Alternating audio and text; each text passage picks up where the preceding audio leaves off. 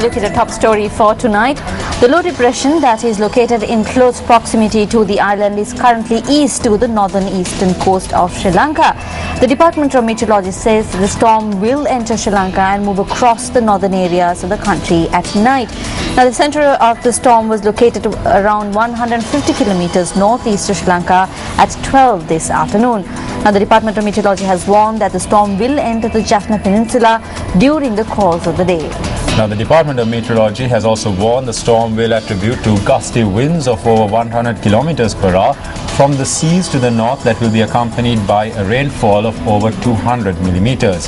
However, the low depression storm had gradually dissipated by this afternoon. The Department of Meteorology forecasts northern areas, including the Mannar Bay, will experience gusts of over 100 kilometers per hour and a rainfall of around 100 millimeters. Let's now have a listen to the forecast by the Director of the Department of Meteorology, S.R. Jayasekara.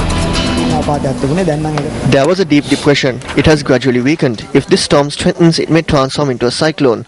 However, strong cyclones that may cause massive damage will not occur in this region as we are located in close proximity to the storm system. We can experience varying wind speeds that flow close to the island with the maximum speed of 100 kilometers per hour.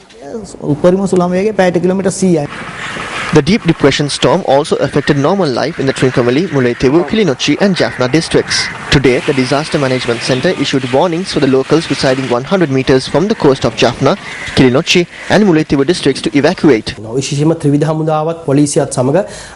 Disaster Management Centre is in contact with the three armed forces and the police 24 hours of the day.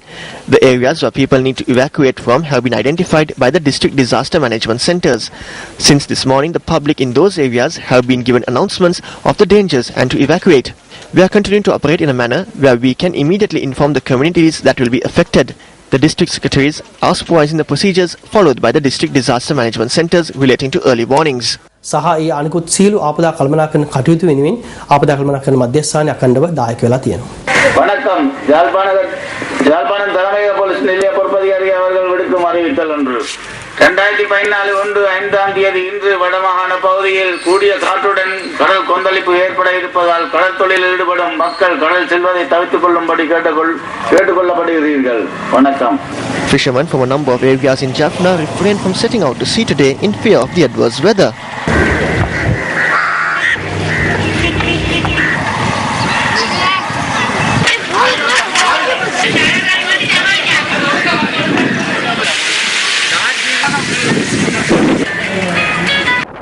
Seas of the coast of Mullaitivu were also rough due to strong winds.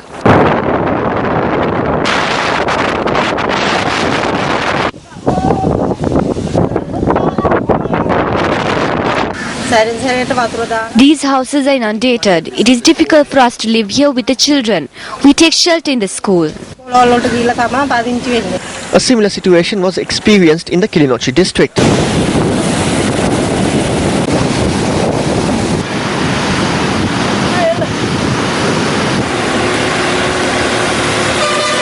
The Trincomalee district also experienced gale force winds that were accompanied by heavy rains and forced fishermen to stay inland.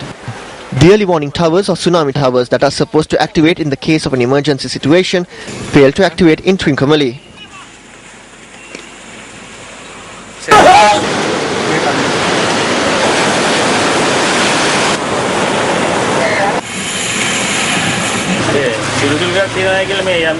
We were told of a cyclonic situation, but the tower did not make any such announcement. There is no point in having one if it does not work. Assistant Director of the Disaster Management Centre, Pradeep Kodipilli, speaking to Newsfirst, said that there was no emergency situation and the tsunami towers in the north and the east were deactivated. There are 6 such towers in the Trincomalee district, 5 in the Mullaitivu district and 5 in the Jaffna district covering the Delft Island. There are 5 towers in the whole of the Mannar district as well. We did not activate these towers today because other methods were utilized since this morning to make announcements to the public. The people do not need to panic.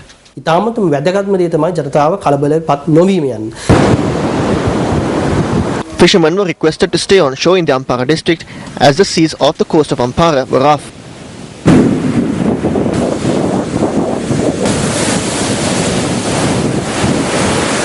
The seas of the coast of Puttalam too were facing a similar situation.